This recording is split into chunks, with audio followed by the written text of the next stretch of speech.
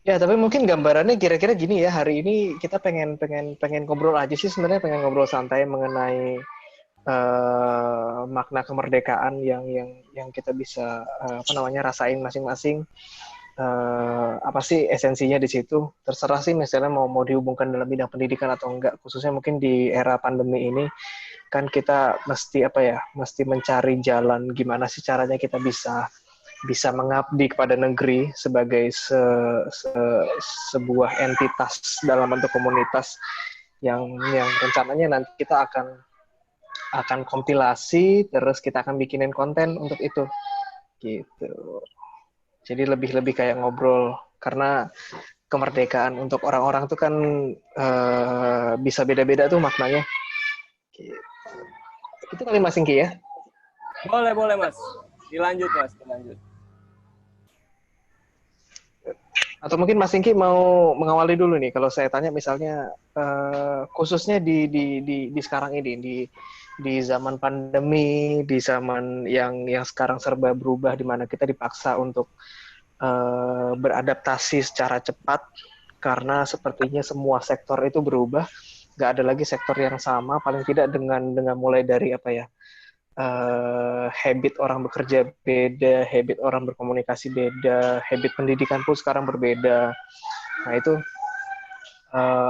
kalau Mas Inggi sendiri gimana caranya menemukan apa ya, nasionalisme di situ? Bagaimana caranya Mas Inggi uh, melihat makna kemerdekaan di zaman yang sekarang ini, Mas? Oke, Richard, mungkin sekalian ini kali Mas ya, apa kita ngobrolin soal kita kaitkan sama pendidikan kali ya, karena ini kan yang juga jadi tema besar gerakan yang lagi diusung teman-teman nih sejak bulan yang lalu ya, dimulai 12 Juli nih dengan apa dengan nama gerakan sekolah milik publik ini. Jadi Betul. kalau saya sih melihat konteks kemerdekaan hari ini kalau dikaitkan dengan bagaimana kemudian pendidikan itu dikelola atau dijalankan, saya melihatnya sudah saatnya pendidikan itu dikelola secara multi pihak. Jadi artinya tidak lagi hanya dikelola oleh pemerintah gitu, katakanlah seperti satu lembaga atau kementerian tertentu, tapi memang harus dikelola dengan konsep yang benar-benar ya kalau kita kaitkan dengan merdeka ya merdeka itu dalam dalam konteks pengelolaan pendidikan harus dijalankan dengan pengelolaan multi pihak. Ada masyarakat di situ, ada kita di situ, ada korporasi, ada semua pihak. Jadi makanya disebut pengelolaan multi pihak. Dan apa namanya itu yang kemudian terkait dengan gagasan keterlibatan publik di dalam sekolah. Dan itu juga dijamin di konstitusi, dijamin di UU Sisdiknas, apa diturunkan juga dalam peraturan teknis di Permendikbud gitu. Nah, itu yang sekarang kan yang sekarang teman-teman sedang upayakan kan ke arah sana kan. Apa capaian jangka panjangnya kan kepengen seperti itu kan. Ada pengelolaan yang multi pihak karena memang hari ini kalau bicara tantangannya bukan hanya sekedar pandemi aja Mas Richard. Jadi tantangan peradabannya kan sudah apa luar biasa besar ya dan berbeda sama sekali kalau dibandingkan dengan katakanlah 10 tahun, 20 tahun atau bahkan 10 tahun lalu gitu dan ke depan pasti akan makin besar gitu tantangan. Jadi memang sudah saatnya kita punya cara baru dalam kita mengelola pendidikan. Tapi memang untuk mencapai ke sana kita kan nggak bisa langsung ya, ibaratnya itu target jangka panjang. Nah, untuk mulai ke sana kita perlu bikin apa namanya sistematika gitu loh ya. Kita bikin rencana, kita punya strategi ya. Kita mulai dengan ya seperti ini, jangka pendek kita mengajak siapapun yang merasa terpanggil untuk ikut bareng-bareng merumuskan apa sih cara terbaik bagi kita untuk sama-sama memperbaiki atau membuat praktek pendidikan ini lebih ideal, kira-kira kayak gitu. Nanti jangka menengahnya apa kita rumusin bareng-bareng sebelum pada akhirnya memang di tujuan akhirnya kita punya praktek pendidikan yang ideal itu tadi, di mana kita semua bisa ikut serta mengelola itu. Karena sekolah itu kan lembaga publik Mas Richard sebetulnya. Jadi terlepas dari apa statusnya gitu ya, sekolah itu badan publik karena memang ya pendidikan itu dia akan menghasilkan kebudayaan dan kebudayaan juga berkaitan dengan pendidikan. Jadi kedua ini nggak bisa dilepaskan. Maka itu pendidikan atau sekolah sebagai amanat peradaban itu nggak bisa ditinggal, dan ada dua pihak di sini yang juga harus sadar, publik harus sadar bahwa mereka harus terlibat ke sekolah. Di sisi lain juga sekolah juga harus bisa memahami bahwa memang mereka harus membuka diri. Penting bagi mereka untuk membuka diri, apalagi kalau kita kaitkan dengan konteks hari ini. Kira-kira gitu Mas Richard. Kemerdekaan Oke. kaitkan dengan praktik pendidikan. Terus saya pengen dengar dari Mas Indra nih. Mas Indra sekarang lokasinya lagi di mana, Mas? Saya di Padang, Mas. Nah, itu Ini kalau lagi hujan nih. Oh, lagi hujan. Iya, lagi hujan. Ya. Kalau saya mungkin tertarik gimana gejolaknya khususnya sekarang ini di Padang sendiri, karena mungkin kalau teman-teman di sini kan banyak di Jakarta dan sekitarnya, saya penasaran juga kondisi di Padang sekarang sedang seperti apa nih? Sampai hari ini kondisi Padang stabil sih, biasa-biasa aja. Cuma kemarin Padang Panjang sudah mulai sekolah pertemuan. Baru 1 hari dilaksanakan dibatalkan lagi karena ditemukan data lagi 2 orang positif, jadi dibatalkan lagi. Kemudian di Bukit Tinggi juga rencana akan dibuka, batal lagi karena data terakhir Bukit Tinggi 9 positif yang ditemukan. Nah, sementara Padang sendiri memang masih belum berlangsung pertemuan, masih sifatnya daring juga. Kampus-kampus juga demikian, masih kuliah daring, dan aktivitas perekonomian udah jalan sih, walaupun tidak itu full. Hotel sudah buka, tempat-tempat wisata pun sudah buka, tapi tak bosan-bosannya pemerintah himbau sih supaya tetap penuh ini protokol COVID. Nah, kondisi yang terkini ini agak viral juga kemarin kan panitia ngadain goes di Siti Nurbaya, sekitar 5.000-an peserta lah. Nah, agak ribut juga kemarin karena surat edaran wali kota sendiri supaya tidak mengadakan keramaian. Kemudian goes dihadiri oleh wali kota sendiri, jadi semacam pro dan kontra lah. Jadi itu kejadian yang terkini kemarin ya, hari Sabtu kemarin. Hari Minggu kemarin. Viral juga kemarin.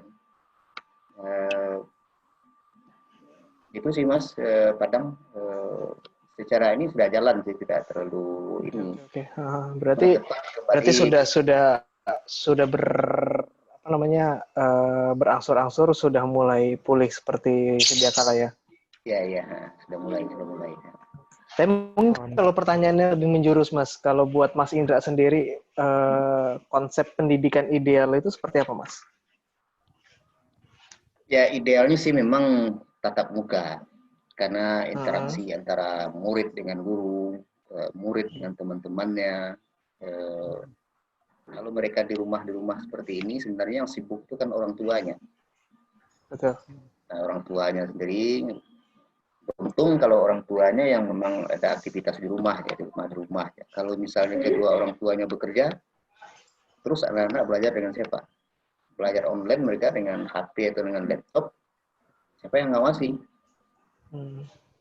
Kan kita nggak tahu, apapun kan bisa dibuka anak-anak sekarang, kontrolnya gimana?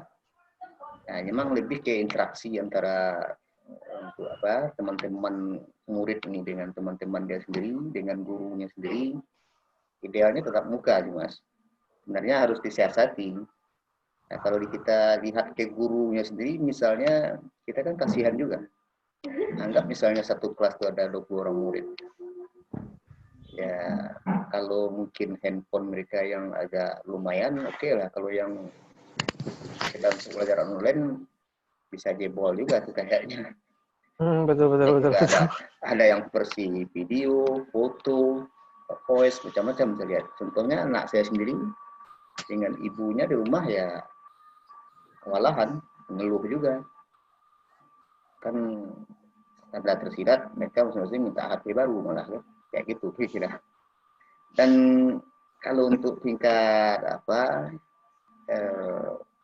SMA atau SMP mungkin bisa lah. Ini yang kasihan kita yang agak repot itu kan yang tingkat sekolah dasar. Apalagi yang murid kelas 1. Yang memang perlu bimbingan full dari gurunya lah. Bagaimana membaca, menulis, semuanya. Kalau orang tua yang punya latar belakang guru atau berpengalaman jadi guru lah, atau pernah kuliah, saya rasa bisa mereka hadapi. Bagaimana dengan orang tua yang mungkin latar belakang pendidikannya SMP atau SMA lah, agak repot juga. Idealnya memang kembali seperti semula lah, Mas. Tapi situasi ini memang harus dihadapi, gitu. Betul. Jadi memang kita akhirnya nih ya menyadari bahwa sebenarnya peran pendidikan tadi seperti yang dibilang sama Singki, peran pendidikan itu kita nggak bisa semena-mena langsung berikan ke sekolah karena dengan sekarang tuh bahwa entitas sekolah dirasa tidak lagi efektif karena tatap mukanya itu tidak bisa dilakukan. Pendidikan di rumah juga sebenarnya kepekaan orang tua dalam mendidik dalam mendidik anaknya, mempersatukan siswa itu juga termasuk salah satu hal yang penting berarti ya, keterlibatan orang tua dalam pendidikan. Betul. Oke. Nah mungkin selanjutnya ini kali sebagai seorang ibu nih, Mbak Puri gimana pengalamannya menghadapi pendidikan jarak jauh yang sekarang? Dengan segala macam dinamikanya, penasaran apa tantangannya, terus bagaimana cara menyingkapinya sejauh ini?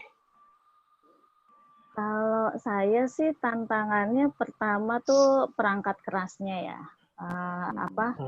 gawai, gadget. Karena kebetulan kalau saya termasuk yang berprinsip, sebetulnya saya kasih anak punya HP itu kalau sudah usia 17 tahun.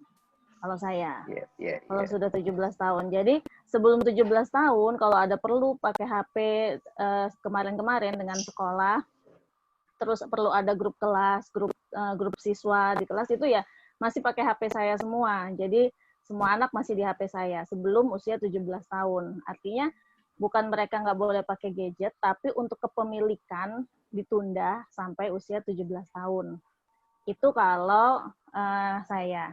Jadi ketika kemarin PJJ itu, anak saya yang awal-awal PJJ itu yang masih sekolah 4 orang kan, yang satu yang udah lulus SMA, yang 4 orang masih sekolah, kita cuma punya perangkat itu yang mereka bisa akses bebas itu 1 laptop sama 1 HP. Itu milik bersama. Jadinya hikmahnya adalah dengan keterbatasan perangkat keras ini, karena ketika di awal itu kan kebetulan anak saya sekolah negeri semua, jadi jarang yang zoom meeting kayak gitu jarang tuh. Paling masih setor video, masih ini, jadi masih bisa disiasati. Hikmahnya dengan keterbatasan gadget, mereka berempat musyawarah sendiri nih. Mereka berempat musyawarah sendiri menentukan giliran pakai gadget. Oh ya, si anak kedua jam berapa sampai jam berapa perlunya dia lagi perlu pakai laptop atau bisa pakai HP aja. Anak ketiga, keempat sama kelima perlunya jam berapa. Akhirnya yang paling kecil ini yang SD justru memutuskan untuk paling disiplin.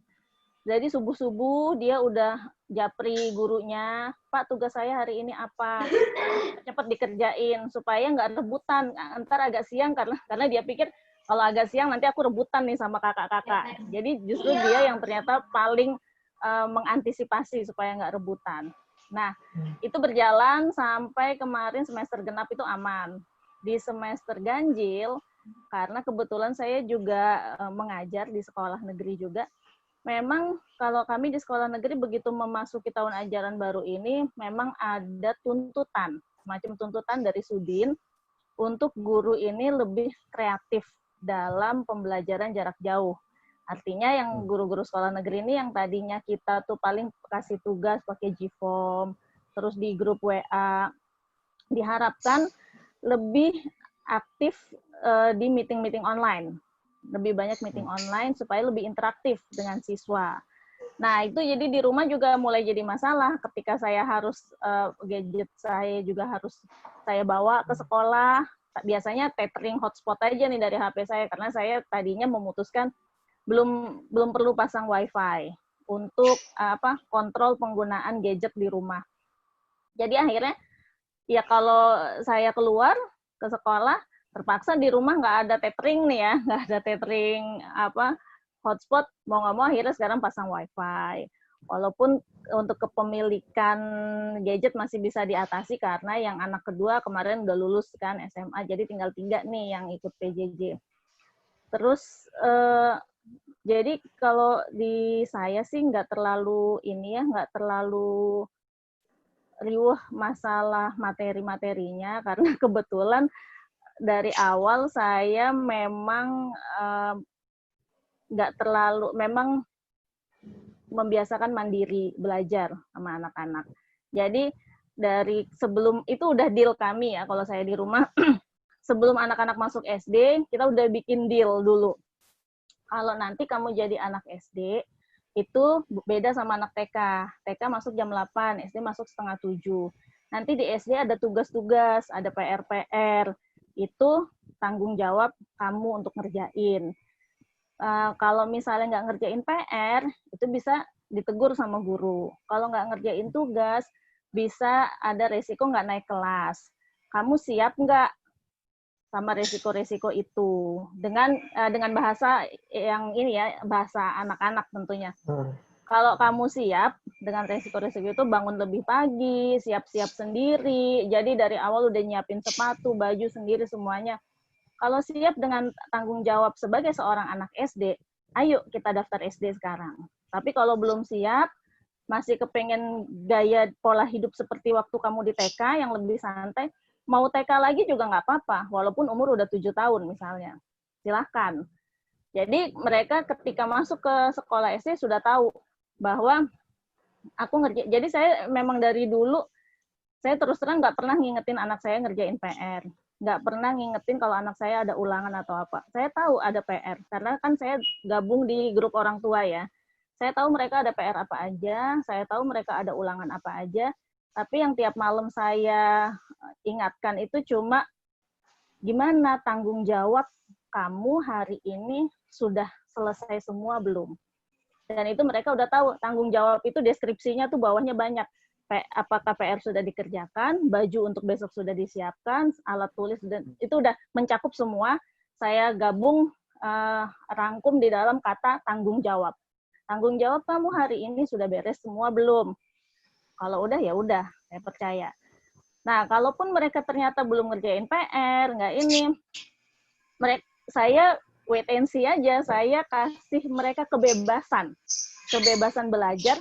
Termasuk kalau mereka beberapa hari tidak melaksanakan tanggung jawabnya sebagai pelajar, kemudian ditegur guru, kemudian dapat nilai jelek, parah-parahnya sampai nggak naik kelas, itu pun saya bebaskan mereka untuk menerima resiko itu. Untuk latihan menerima resiko itu, siap enggak? Kalau misalnya ada teguran nih dari gurunya, Bu, si Rihal belum ngerjain PR ini ya, saya tinggal tunjukin aja WA-nya. Nih ada ini nih, ada WA nih dari guru kamu kayak gini. Gimana nih? Iya sih, kemarin aku nggak ngerjain. Terus gimana? Iya, aku kerjain sekarang. Atau misalnya ulangannya nilainya kurang, ada WA lagi dari gurunya. Bu, Rihal perlu perbaikan di sini-sini. Nih, ada WA dari guru kamu. Gimana nih? Iya, ntar aku minta tugas tambahan. Jadi, ya saya cuma menginformasikan saja ke anaknya, misalnya ada keluhan dari gurunya, ya kemudian saya bebaskan. Kalau mereka memutuskan ingin naik kelas, berarti mereka akan ada inisiatif untuk minta tugas tambahan misalnya. Tapi kalau mau santai aja, siap dengan resiko tinggal kelas misalnya, dan setelah tinggal kelas ada resiko ini, itu, kita bahas bersama. Biasanya kami diskusi pakai analisa SWOT ya. Strength, weakness, opportunity, threat-nya apa. Kalau kamu nggak naik kelas, plusnya apa, minusnya apa, resikonya apa, tantangannya apa. Tapi kalau kamu kepingin naik kelas, ya strength-nya apa, weakness-nya apa, opportunity apa. Jadi di situ mereka belajar memetakan sendiri. Itu buat saya membebaskan merdeka belajar mereka seperti itu. Kalau kamu mau nggak naik kelas, ya nggak masalah, karena itu kamu yang jalanin. Tapi kalau mau naik kelas, ya silahkan, upayanya apa. Jadi karena jauh sebelum PJJ kami ritme belajar akademisnya sudah terbiasa seperti itu ya dari dulu belasan tahun. Kalau untuk penyesuaian ke ini sih udah nggak terlalu ribet sih. Kemarin ribetnya ya di kendala teknis-teknis gitu aja. Kalau misalnya pas ada Zoom meeting barengan si kakak sama si adik misalnya. Terus kita punya laptopnya cuma satu, ada HP-nya cuma satu. Terus yang harus Zoom meeting 3 orang misalnya. Nah, satu lagi gimana nih? Ternyata mereka berembuk sendiri juga. Ya udah deh, aku on, kamu jam sekian sampai jam sekian. Aku on 5 menit aja, habis itu kamu. Pokoknya guruku tahu aku udah masuk. Habis itu kamu deh gantian, nggak apa-apa. Mereka rundingan sendiri kayak gitu. Saya sih dengerin aja pas mereka ngobrol di kamar. Gitu sih kalau Oke. Iya. Tapi yang menarik bahwa memang itu ya, kemerdekaan belajar tadi di Mbak Puri dan keluarga sendiri memang ujung-ujungnya sebagai salah satu apa ya? Karena kan kita harusnya mengayomi bahwa kemerdekaan itu adalah kita lepaskan mereka sebenarnya mereka punya apa ya? Punya kemampuan untuk membuat pilihan, termasuk mereka mau merdeka atau enggak. Jadi tadi saya senang banget tadi begitu memang Mbak Puri memberikan mereka apa ya semacam pilihan bahwa ya udah kamu kalau mau membuat sebuah keputusan tuh ada risiko di balik itu, dan itu kayaknya kalau dari kecil diajarkan seperti itu memang oke sih, diajarkan tanggung jawab seperti itu tuh berarti kemerdekaan alanya keluarga Mbak Puri adalah seperti itu. Nice. Ini karena halo memang harus terukur. Iya. betul. Harus terukur, resikonya harus terukur juga gitu. Setuju. Ini selamat datang Mas Fahriza Kusuma Putra. Dan ini nggak tahu nih, Mas apa Mbak NFS nih? Karena namanya saya agak bingung. Saya penasaran sama Mas Victor nih. Bisa cerita nggak dari pandemi ini perubahan apa sih yang paling signifikan, Mas? Yang Mas dan keluarga alami? Saya belum berkeluarga, Mas. Jadi saya tidak punya anak. Jadi saya tidak bisa bercerita seperti Bang Indra atau Bu Puri. Cuman saya mengelola, saya ada LSM yang konsentrasinya citizen science. Kemudian saya juga ada bootcamp, tempat pelatihan untuk programming di Jogja. Konsentrasinya di data science, programming, R, dan yang lain-lain. Kalau masalah kemerdekaan belajar nih kan sebenarnya jargon yang luas ya Mas Rikat. Jadi ini ambigus, terlalu lebar sehingga kita harus pilih kemudian merdeka belajar seperti apa yang kita maksud. Itu yang pertama. Terus kemudian kepada siapa kita bicara. Kalau misalnya bicara tentang nyambung Mas Ingki tadi, bicara tentang infrastruktur pendidikan dan lain-lain, sekolah publik dan lain-lain, ya ini belum merdeka. Apa yang Bang Indra rasain, Mbak Puri rasakan, itu kan maaf sekali, tapi itu keberuntungan. Sebagian besar teman-teman lain yang di timur itu harus belajar pakai HT karena tidak ada sinyal telepon misalnya. Sebagian besar wilayah petani-petani saya yang saya lagi kerjakan di Flores itu juga mau nggak mau harus naik pohon cuma untuk sinyal. Itu beneran, ini bukan saya mencuplik koran, karena saya ngalami sendiri. Dalam beberapa bulan terakhir kan saya memang harus bolak-balik ke Bajawa, saya harus bolak-balik ke Manggarai, terus ke Alor, dan lain-lain. Jadi, kita belum merdeka dari inkompetensi kalau menurut saya.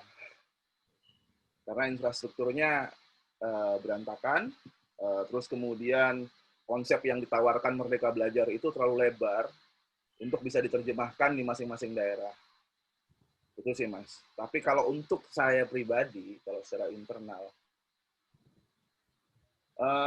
yang kami upayakan kan lebih ke pendidikan vokasi ya. Maksudnya keterampilan untuk programming dan lain-lain.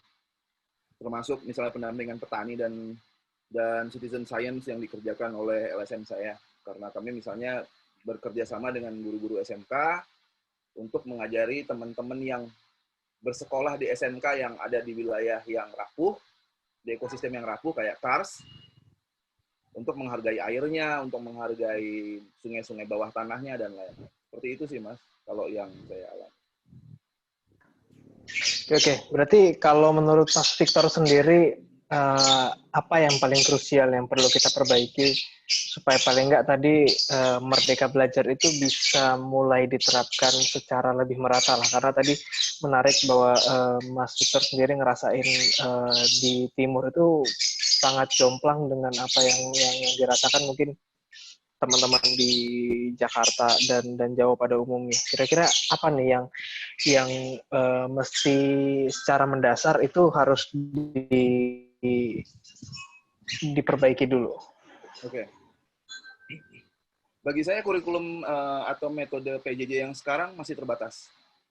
Terbatas cuma di online gitu. Sementara banyak teman-teman yang lain gitu tidak memiliki akses ke sana, terutama di Indonesia Timur atau di pulau-pulau. Karena saya juga main di startup agro, jadinya saya pergi ke pulau-pulau itu Mas Richard dan tahu situasinya dan ngerasakan situasinya. Jangankan masalah pembelajaran jarak jauh gitu. Untuk pemilu saja atau pilkada, itu saking susahnya karena kebanyakan didesain secara nasional, didesain untuk bisa online dan lain-lain kan. Untuk exit count dan pool untuk survei pooling suatu pemilu itu, mereka harus pakai HT. Jadi sekarang jangan heran kalau misalnya di Sumba gitu, teman-teman pakai HT. Karena itu satu-satunya cara.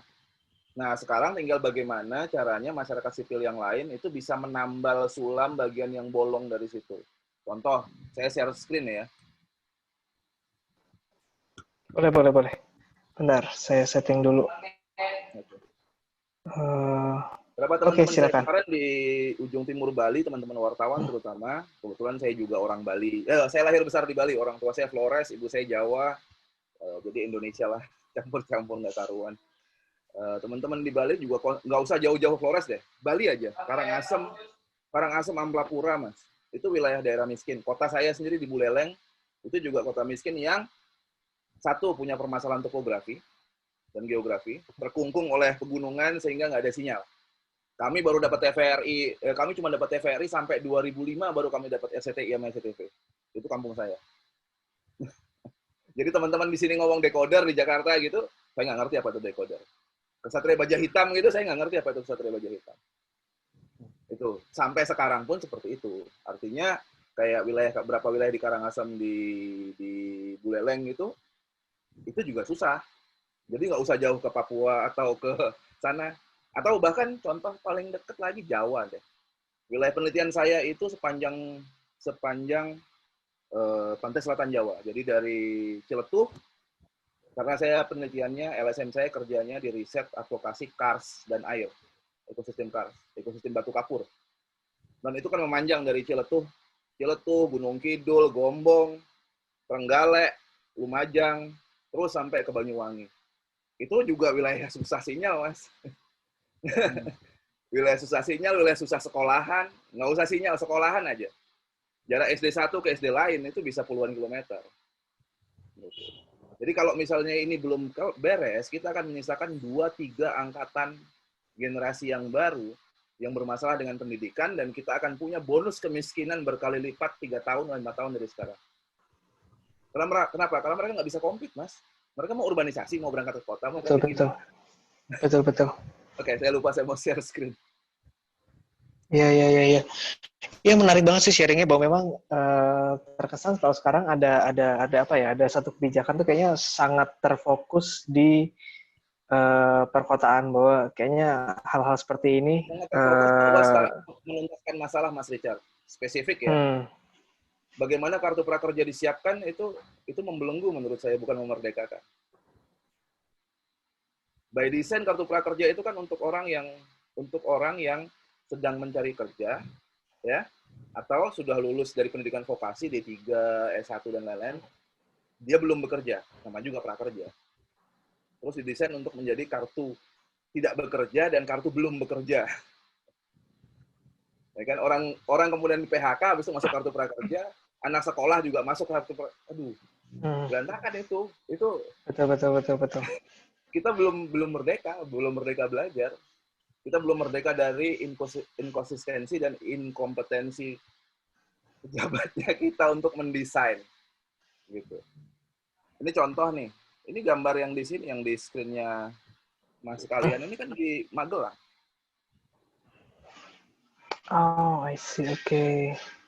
Oke. Rembang. Sumba. Saya bikin tweet berseri sendiri untuk hal ini. Mas Rembang diulang, Mas. Mas Victor. Ya, Rembang, Mbak. Ya, ya. Ya, Yang Mas Rembang Dwi. diulang, mohon bisa diulang yang Rembang. G. Ini SMP Rembang, kelas 1 Rembang, Mas. Tapi masalahnya udah diberesin. Teman-teman udah ngumpulin uang dan beli HP untuk anak-anak ini. Masih Oke. sebagai siswa di sana ya. Berapa, Mas Dwi? Ya, gimana Mas Dwi? Hah? Yang bersangkutan siswanya masih sekolah di sana sekarang. Sebagai siswa SMP. Iya, ya. Sudah. Sudah diberesin. Oh, udah beres ya? Ya. Oh. Tapi bukan berarti bahwa Serembang sudah beres, Pak. Belum tahu aja kita. Ada masalah lain nggak di Rembang gitu loh. Hanya isu itu yang beres ya? Iya, karena ya kan gini nih, situasi sekarang ini kan apa-apa harus viral dulu, baru dapat perhatian. Apa-apa harus viral dulu, baru dapat bantuan. Nah, itu kan juga berarti kita belum merdeka, Mas. Betul. Setuju. Kita sangat tergantung pada daya gedor gitu loh. Iya. Berarti kan kita nggak mendesain secara benar gitu. Saya nggak nyalahin teman-teman guru, saya nggak nyalahin saya nyalahin kementeriannya sih. Nah, ini kan akhirnya teman-teman sendiri yang bikin sama Orari, sama Rapi. Untuk bikin PJJ alanya mereka sendiri gitu loh. Padahal kita punya banyak sebenarnya infrastruktur yang terbengkalai. TVRI terbengkalai, RRI terbengkalai. Cuman didasarkan bahwa pendidikan harus via online. Harus 4-0. Separuh negeri ini tuh belum 4-0, Mas. Masih 1-0. Betul. Orang towernya aja nggak ada. Pak Kepala Desa tempat saya ambil kakao sama mete, sama kenari, itu rapat Pemda, itu naik pohon, Mas. 30 km dari Maumere. Nggak ada sinyal. Tahun ini ya? Ya. Jadi, apakah kita mau biarkan nih situasi disparity-nya Jawa sama non-Jawa tuh kayak jauh gitu. Sumatera mungkin Bang Indra masih di dekat-dekat kota. Coba ke pesisir barat pantai Sumbar itu. Kelar. Gitu. Atau di Kelok itu. Atau 50 kota ke sana lagi tuh, Bang. Sama aja Mas Victor. Kayak yang Mas Victor share ini, nggak jauh-jauh juga kan, daerah Agam, daerah Pelupuk. Iya, daerah Agam, saya pernah ke sana. Iya. Musim pilkada. Ya, kemarin kan juga diviralkan teman-teman media di sini. Persis Ya, kayak gini kan. Akhirnya tergantung daya gedor kan. Nah, Ya, kalau ya, ada teman betul. media, kalau nggak ada teman media gimana? Iya, faktanya memang kayak gitu, Mas Victor. Begitu diviralkan teman-teman media, besoknya datang orang Telkom sama Wagub ya, pasang tower. Nah, akhirnya teman-teman sebagian ngumpulin begini, Mas. Jadi kita bikin gerakan HP yang misalnya bekas tapi masih layak pakai atau bisa diperbaiki. Itu mulai dikumpulkan, di-wipe, di-format, dibersihkan. Tapi ternyata itu nggak nyelesain masalah. Karena nggak ada teman belajarnya tadi. Dalam kasusnya Mbak Puri, ya situasinya ada cenderung di daerah urban, terus kemudian dialognya ada. Bayangin kalau situasinya misalnya di daerah rural, non-urban, orang tua bekerja. Bantuan ini pun nggak akan ada gunanya, bisa jadi. Kalau nggak ada teman belajarnya. Betul. Gitu. Nah, jadi sebagian lagi mulai bikin program teman belajar. Saya udah encourage teman-teman saya yang ada di Karangasem dan di Amrapura gitu untuk mulai ngumpulin. Nah, ini. Mulai meniru ini. Nah, ini itu belum bisa dibikinkan forumnya atau landing page-nya gitu loh, di mana orang bisa nyari informasi seperti ini. Jadi selama pandemi ini kita terberai. Padahal di sana ada inisiatif bagus, nggak ada getok tularnya, Mas Richard, Bang Indra. Kalau bahasa Jawa getok tular tuh kayak ngasih tahu, gini loh caranya. Di sana udah bisa kayak gini loh. Kita nggak punya medium untuk getok tularnya. Medium itu sebenarnya yang kalau saya pribadi saya harapkan bisa dilakukan oleh TVRI dan RRI. Zaman saya kecil dulu, TVRI sama RRI itu kan ada dari desa ke desa. Tiap jam 7, waktu saya kecil, saya masih STK lah, TK SD lah. Itu. Hari Senin, misalnya bentuknya sinetron. Hari Kamis, malam, bentuknya kolom pencapir. Ya kan? Cerdas cermat ala petani gitu. Itu kan medium pendidikan tuh. Dan pakai frekuensi publik. Pakai frekuensi TVRI. Kenapa kita nggak bisa bikin kayak gitu sekarang? Harus masyarakat yang bikin kayak gini sendiri gitu. Betul. Itu sih, Mas. Setuju. Ya, waduh, ini padahal TVRI sharing luar biasa sih dari. Padahal TVRI itu kan punya 200 lebih stasiun relay.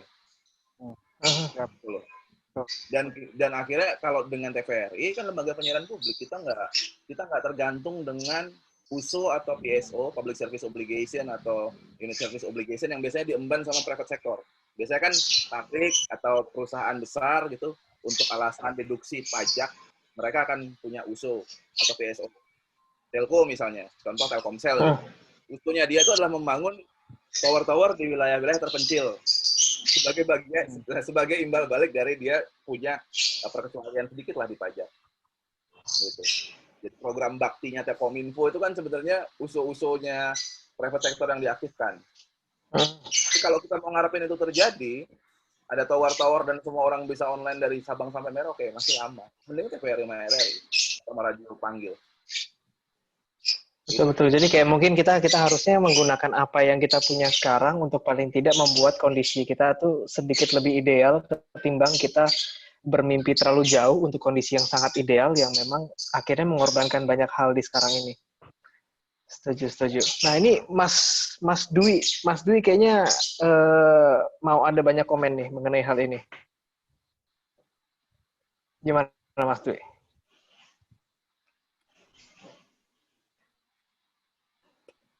Iya. Halo Mas Dwi. Ada sangat tertarik tadi sama Mas Victor ya. Jadi, iya. Sebenarnya, halo, kedengar Mas? Iya. Kedengar ya? Silakan Mas. Nah, terdengar. Jadi sebenarnya apa yang terjadi sekarang, yang kita alami sekarang, dengan adanya kesenjangan teknologi, mulai dari yang banyak kita dengar tadi dari Mas Victor, bukan hanya di luar Jawa, di selatan Jawa yang memang masih ada beberapa daerah yang sulit mendapatkan. Ya, dengar Mas ya? Iya. Silakan Mas. Itu sebenarnya semua akibat dari sistem pasar. Kenapa saya sebut ini semua akibat dari sistem pasar? Jadi sejak ada mulai kita mengenal teknologi berbasis internet, kemudian operator-operator yang ada hampir nyaris semuanya itu tanpa keterlibatan operator milik pemerintah. Dalam hal ini Telkom. Telkom saat itu main di frekuensi yang berbeda, bukan DSM, tapi dia mulai hanya main di CDMA. Waktu itu dia mulai main di Flexi. Nah, operator-operator swasta ini tentunya mereka membangun tower atau membangun sistem telekomunikasinya, orientasinya adalah orientasi mendapatkan untung. Di mana ada tower mau dibangun, itu perhitungannya seberapa lama akan balik mendapatkan keuntungan. Jadi kalau misalnya pertumbuhan tower antara yang ada di kota-kota urban dibandingkan dengan pulau-pulau di luar Pulau Jawa, tentunya berbeda karena mereka hitung-hitungannya adalah hitung-hitungan untung.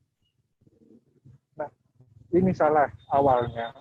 Pada waktu itu pemerintah tidak mencoba bermain di jaringan GSM.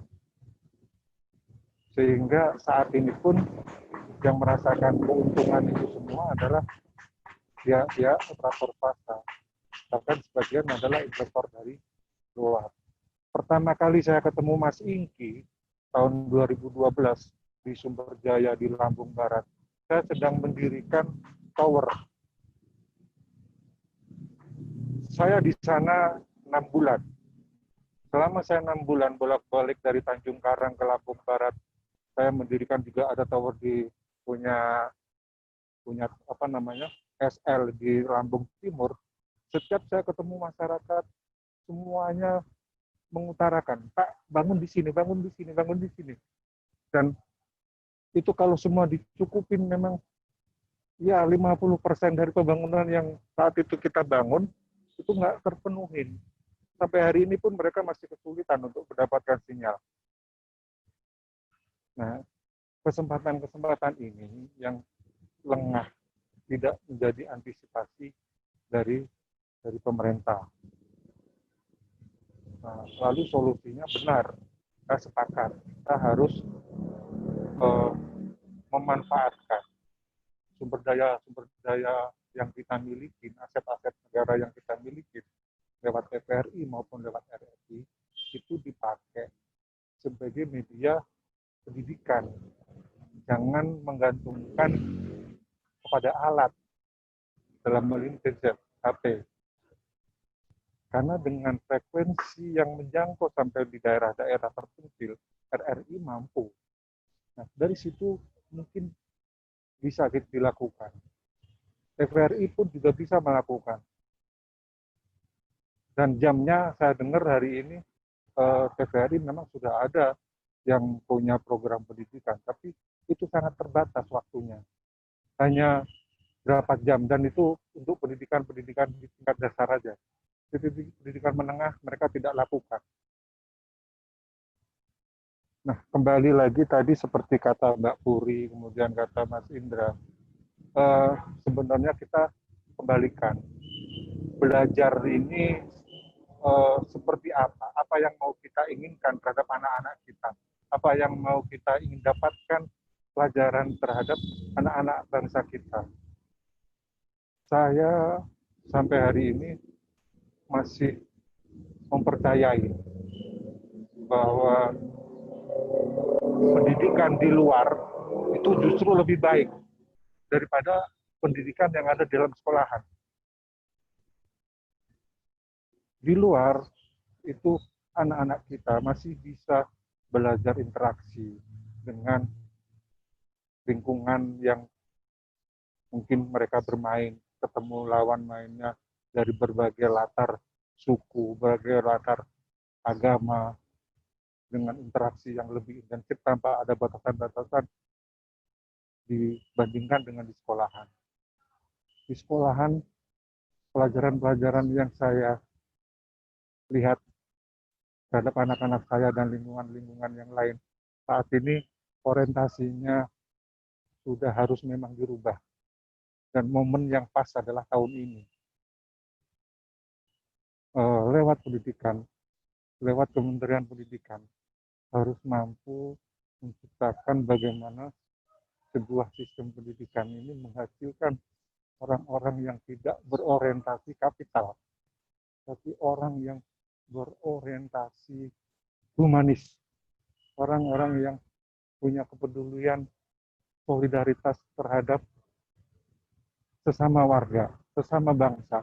Ini tidak ada, makanya tidak salah kalau dokter-dokter yang ada di rumah sakit itu memberikan tarif yang gila-gilaan. Karena mereka ingin mengembalikan biaya pendidikan yang dia keluarkan saat sekolah. Cerita ini saya terinspirasi dari harian Kompas kemarin yang saya baca. Itu sekolah kedokteran yang Sofia sungguh luar biasa. Ada beberapa dokter di Indonesia yang di Kediri itu sungguh luar biasa.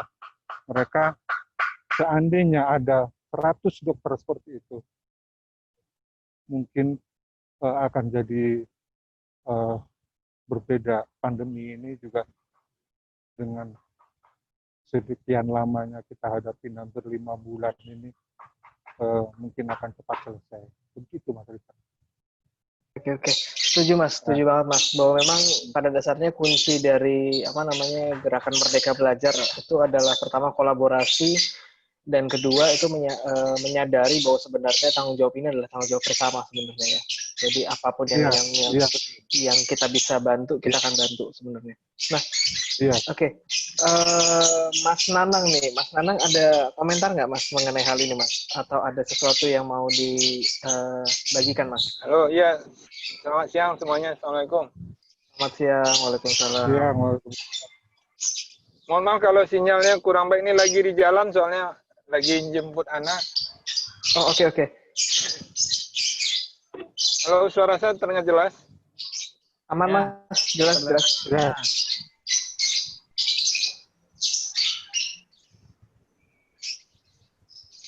Ya, halo Mas Nanang. Atau mungkin Mas Nanang kalau lagi di jalan takut mengganggu konsentrasi, gimana? Saya menangkap semua pembicaraan tadi, cuman suara saya jelas nggak? Jelas Mas? Jelas. Ya, jadi dari perspektif ya, kalau saya melihat dikembalikan ke tujuan kita berkolaborasi di sekolah milik publik ini, saya kira gagasan besarnya adalah kita mengembalikan tanggung jawab. Saya melihat konteks itu yang mungkin menjadi sebagai ya orang tua ya dari 3 anak sekolah, kemudian sebagai masyarakat yang berharap negara gitu. Jadi 2 sisi yang saya lihat. Jadi, secara konteks pendidikan atau bagaimana belajar, saya lebih menyorot kepada selain kita dibani oleh negara untuk menjaga proses belajar mengajar itu sebagai mereka untuk melepaskan tanggung jawab, kita belum merdeka 100% itu. Jadi PJJ itu sebuah proses yang saya kira dari cerita Mbak Pri dengan apa yang saya alami gitu. Saya di hal ada jawab guru sebenarnya dilepas itu terjadi gitu. Jadi sebenarnya kalau dari Mas Victor dari teman-teman sebelumnya ada masyarakat yang kreatif, lihat pohon mau sambil belajar, sebenarnya dari dulu udah kita lakukan.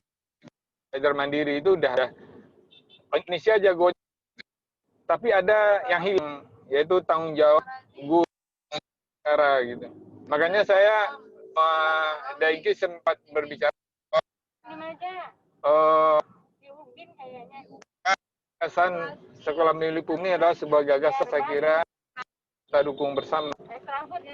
Karena proses belajar mengajar ini saya kira ada yang hilang.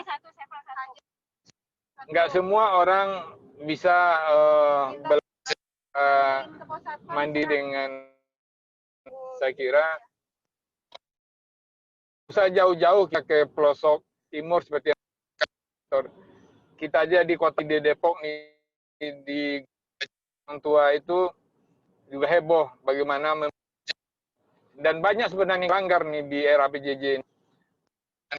Umur 7 tahun mau nggak mau ya kita bersyukur kalau model yang bisa diterapkan semua orang. Tapi sekarang orang kan nggak diterapkan seperti itu.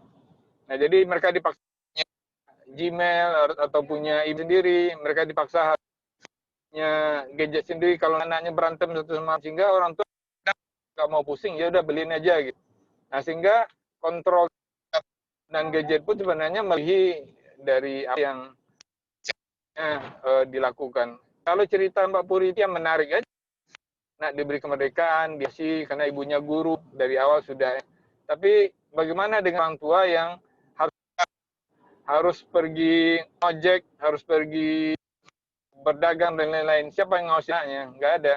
Nah, ini yang saya kira salah satu solusinya, di mana beban biaya itu lain-lain dikembalikan kepada negara mestinya.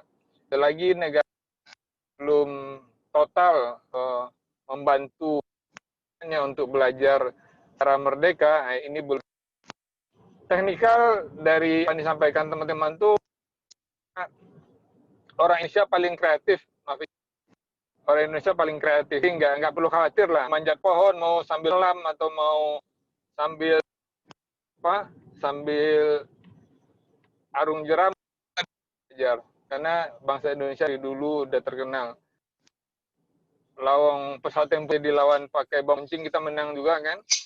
Nah, tapi ini bahwa konsep sekolah milik publik itu adalah tentang tanggung jawab negara. Masih. Oke, sip. Thank you banget Mas. Thank you banget Mas Nana. Iya, kita bisa sama-sama setuju bahwa kita sama-sama prihatin juga mengenai kondisi ini. Cuma yang saya suka adalah dari kita semua yang tergabung dalam gerakan ini, kita nggak tidak ada yang menyerah dengan kondisi. Nah ini kayaknya Mas Victor ada yang mau sedikit menanggapi sepertinya Mas. Silakan Mas. Saya share screen lagi ya, bentar. Boleh, silakan.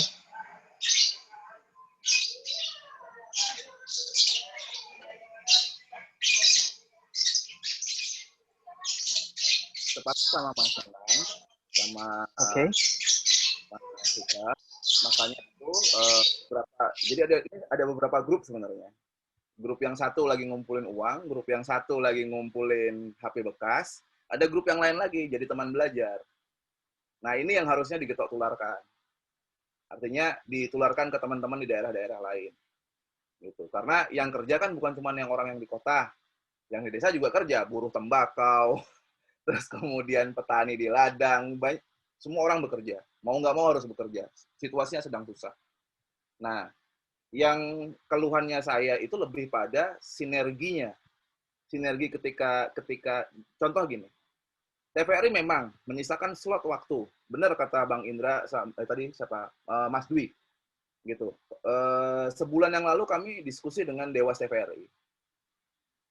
Gitu. Terkait sama waktu dirutnya baru kemarin ontran milih dirut itu loh, Mas Dwi. Slot waktu untuk program belajarnya Kemdikbud di TVRI itu masih kurang. Itu satu. Yang kedua, materi PJJ-nya itu tidak didesain juga untuk yang satu arah. TVRI dan RRI itu kan satu arah ya.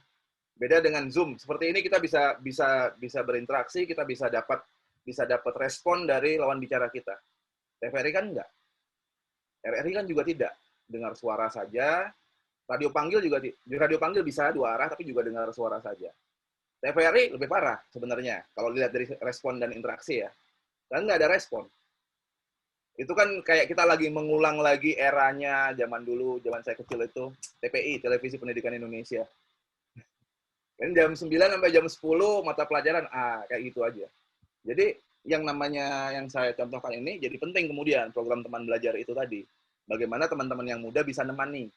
Nggak harus orang tua, mahasiswa mungkin, pelajar yang lain, kakak tingkat mungkin. Itu saya belum lihat gitu di dalam PJJ sekarang upaya untuk menggerakkan itu, ya kan? Itu satu. Padahal di kita STKIP yang sekarang jadi universitas tuh ada banyak IKIP itu, benar nggak? Ini kan bagaimana kayak kalau kita nengok ke sektor yang sebelah nih kesehatan, teman-teman PDSS gitu yang lagi ambil dokter spesialis jadi koas kan diperbantukan di rumah sakit yang lagi nanganin COVID, ya kan? Nah teman-teman IKIP kita di mana teman-teman STKIP kita? Itu. Jadi saya nggak ngelihat sinerginya dan itu parah di segala level gitu. Itu yang pertama. Yang kedua, teman-teman di IT itu juga sudah ngebangun sebenarnya. Tapi belum sinergi juga nih. Ini pendekatan yang saya contohin ini kan pendekatan yang kita pakai kalau bencana. Biasanya kalau bencana, saya sama teman-teman punya mailing list sendiri lagi tuh yang biasanya aktif kalau lagi bencana. Dan biasanya di tempat kerja kami punya, pasti kami dealing atau kami ngelobi ketika kami masuk tempat kerja baru gitu, kalau di IT gitu, yang Kalau di grup saya ya, gitu. Kalau saya ini siaga bencana, jadi kalau misalnya ada apa-apa, saya akan minta cuti tanpa tanggungan 2 minggu sampai 3 minggu. Nah, teman-teman yang kayak gini, itu ada mailing listnya, ada grupnya sebenarnya. Dan mereka udah bikin pakai Raspberry Pi sebenarnya. Jadi, yang download, yang mengunduh itu cukup yang di aplikasi di Raspberry Pi ini aja, mini komputer ini aja. Jadi tidak harus semua rumah terkoneksi sebenarnya. Bayangin kalau ada bencana, sekarang Anda punya COVID, lalu Anda punya gunung meletus misalnya, kayak di mana sekitar Merapi, ya kan? Atau Anda punya COVID, Anda punya tsunami, dan likuifaksi kayak di Palu, Donggala, Sigi. Artinya, harus ada metode belajar yang offline, tapi bisa synchronize dengan yang nasional. Itu kenapa 2 bulan lalu kita kembangin ini. Di telepon ini. Jadi dia tinggal download kemudian dari server yang ditunjuk yang isinya materi. Tapi ini kan juga butuh orkestrasi, Mas dan Mbak semua. Ya kan? Kalau ini barang kalau isinya nggak ada, ya nggak akan ada gunanya. Gitu. Mau didesain sebagus apapun, kalau nggak ada server yang bisa disinkronkan, gitu, nggak bisa. Nah, di sisi lain, 10 tahun yang lalu sebenarnya jaringan STM IT se-Indonesia itu sudah terhubung. Itu satu. Yang kedua, jaringan perpustakaan daerah se-Indonesia itu sudah terhubung. Kenapa materi PJJ tidak ada di mereka? Itu. Sedangkan kalau misalnya solusi ini mau dipakai untuk wilayah rural tadi, yang nggak ada sinyal, yang towernya belum dibangun, kayak Mas Dwi bilang, kan cuma butuh satu Raspberry Pi ini per satu sekolahan. Biaya 900.000 bisa ditanggung bersama, bisa ditanggung beramai-ramai.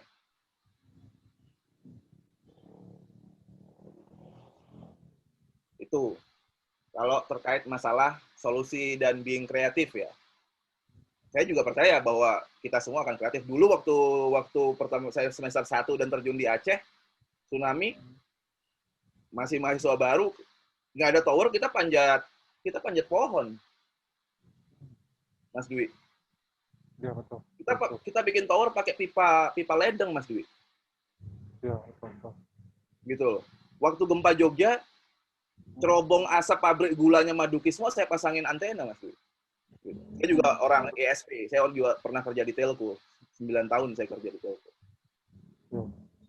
Gitu. Cuman waktu itu kan karena atas nama bencana, orang bisa bergerak. Orang lebih mudah digerakkan. Betul. Pandemi ini kan susah, bencana yang nggak bisa dilihat. Kalau Mas lihat gempa, ada orang ketiban, rumahnya ambruk, itu Mas bisa lihat dan Mas bisa ngerasa empati. Dan Mas mau bergerak, gitu kan. Oke, kita harus pasang ini. Oke, semua tower se-Jogja, Klaten, sampai Solo bisa dihubungkan. Harus diperbaiki, gimana caranya. Nah, kalau bencana kan nggak bisa kelihatan. Ngarepin empati susah sekali. Iya, betul. Itu empati itu udah hilang. Itu kesusahannya yang sekarang yang terasa. Kenapa? Karena orang ngumpulin uang dan mau bergerak, mau gotong royong itu nggak susah di Indonesia. Percaya saya. Saya sepakat bagian yang itu. Orang kreatif itu nggak susah nemuin orang kreatif di Indonesia. Tapi, satu, apakah empatinya masih ada? Dua, apakah dia punya endurance untuk mengerjakan? Saya kasih contoh lain lagi ya. Awal pandemi, pasar-pasar tutup. Yang kami lakukan apa? Yang kami lakukan di Jogja, sekalipun saya hidup di Jakarta, itu bikin database seperti ini. Siapa jualan apa?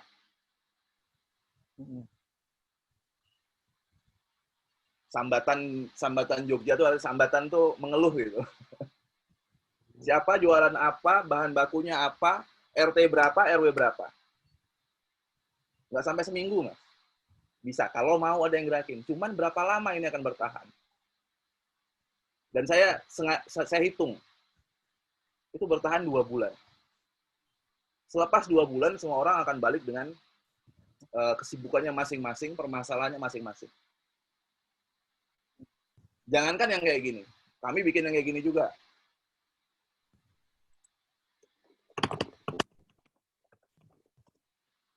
Kita bikin majelis untuk menjahit APD per kota. Ada 13 kota sampai sekarang. Waktu itu isunya adalah kekurangan APD. Impor belum berjalan, bea cukai belum beres, lartasnya. Artinya kalau solusi kayak gini banyak, kreatif. Tapi yang jahit nggak ada. Oh. Itu, Mas.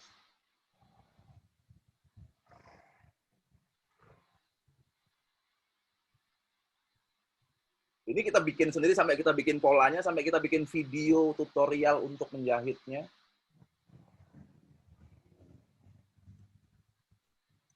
Polanya disebarkan secara open source.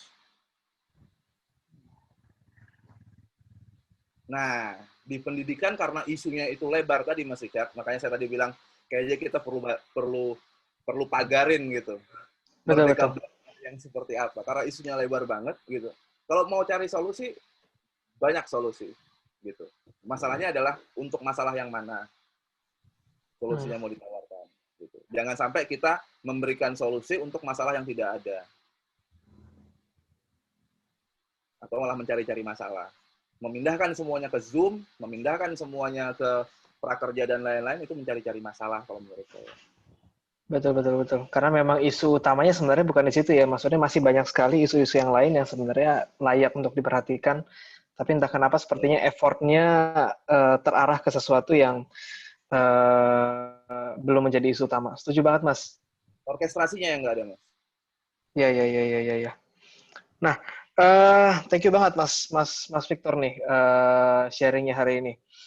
Mungkin dari siapa nih, Mbak Meichen atau Mbak Ika, mungkin ada yang mau dikomentari soal obrolan kita hari ini nih? Nggak berasa kita udah 1 jam kita ngobrol-ngobrol. Nggak berasa. Iya. Sebelum nanti di terakhir saya akan thumbs up semua. Makan siang. Iya, Mbak Meichen atau Mbak Ika ada yang mau dikomentari? Atau ini ada salam radio juga kalau ada yang mau dikomentari, ada yang mau ditanggapi? Karena saya pun tidak, ya. Gimana Mbak Ika, silakan. Boleh. Mohon maaf saya telat tadi, ada kegiatan lain, tapi satu Mas, sebenarnya PLN itu kan listrik bisa dipakai buat internet, tapi nggak dijalanin, kayaknya karena politik deh. Karena jaringan telekomunikasi investasinya udah panjang, jadi kalau PLN tiba-tiba ambil kapasitas itu, please bisa jadi aku salah, tapi please dicek deh. Kalau masyarakat karena telepon sama internet bisa pakai listrik, itu aja. Thank you. Saya langsung jawab ya Mbak Ika. Ya benar bahwa ada Icon Plus. Cuman begini. Sama seperti permasalahan dengan sambungan internet via kabel tembaga telepon, mutu kabel tembaga itu bermacam-macam. Begitu juga dengan mutu kabel listrik. Ya kan? Nah, tidak semua wilayah di Indonesia itu memakai bahan yang sama, terus kemudian ada dalam situasi yang layak, yang sama. Itu kenapa Icon Plus-nya PLN terbatas pada wilayah-wilayah tertentu saja, biasanya yang ada jaringan tegangan tinggi.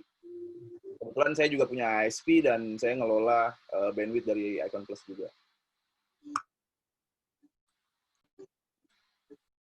Tapi kalau kemarin bikin ekspedisi Papua Terang kan bisa ada listrik itu nggak bisa dipakai ya? Dengan apa? Dengan jaringannya energi terbarukan itu nggak bisa dipakai ya Mas ya? Tipe-tipe kabelnya beda-beda Mbak Ika. Jadi tidak standar. Sama seperti kayak misalnya Mbak Ika nih dulu pakai IndiHome atau pakai Telkomnet instan gitu. Kalau Mbak Ika ada di wilayah rural yang kabelnya beda, ya kan? Mbak Ika cuma dapat 128 kbps ADSL. Benar? Nggak akan bisa Mbak Ika lebih sampai 512 nggak akan bisa. Nah, kita harus cek lagi per daerah. Maka dari itu tadi yang mau saya kemukakan dari tadi itu lebih ke aset-aset apa yang kita miliki sekarang yang bisa kita maksimalkan untuk menyikapi masalah yang besar ini, gitu. Menggerakkan PLN akan sama kasusnya seperti menggerakkan industri telco, gitu. Kita ngarepin mereka bangun tower, mereka akan ngomong logistiknya susah, ini begini, gitu kan. Tapi kan kalau tower, ya kalau kabel dan lain-lain itu Bakti nggak ngejalanin kerjaannya, Mas. Kan mereka yang handle daerah-daerah rural. Kabelnya apa, Mbak? Kenapa? Tapi Bakti kan tidak mengaudit jenis kabelnya apa. Baktinya Kominfo itu fokus pada program fokus pada broad message-nya, pemerataan internet. Oke, ini masalah teknis PLN sendiri beda-beda standarnya nih per daerah nih pakai kabelnya. Kenapa dibeda-bedain ya, Mas?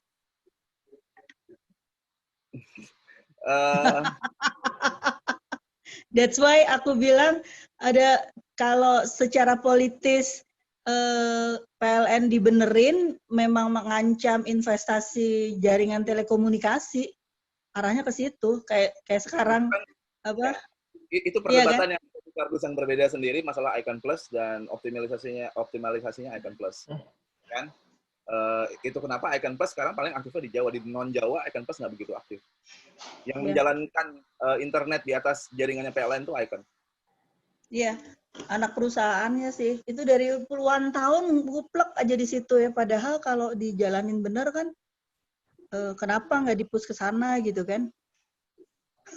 Balik lagi iya, ceritanya panjang, balik lagi kenapa kita menjadi masalah, karena nggak pernah dibikin tuntas semuanya, dibikin parsial gitu loh. Iya kan? Ya, kurang lebih seperti itu.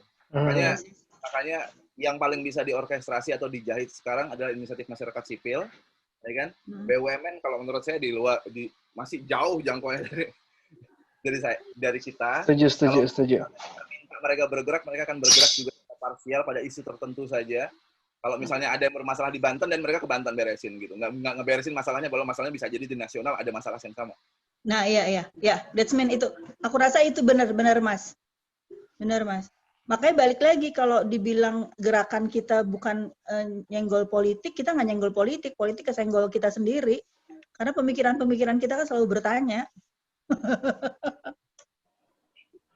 Iya. Cuma memang yang saya suka dari diskusi kita sejauh ini adalah kita fokus ke yang tadi Mas Victor garis bawahi, kita fokus dari apa yang kita punya sekarang, apa yang bisa kita berdayakan, walaupun tadi masalah siapa yang menjadi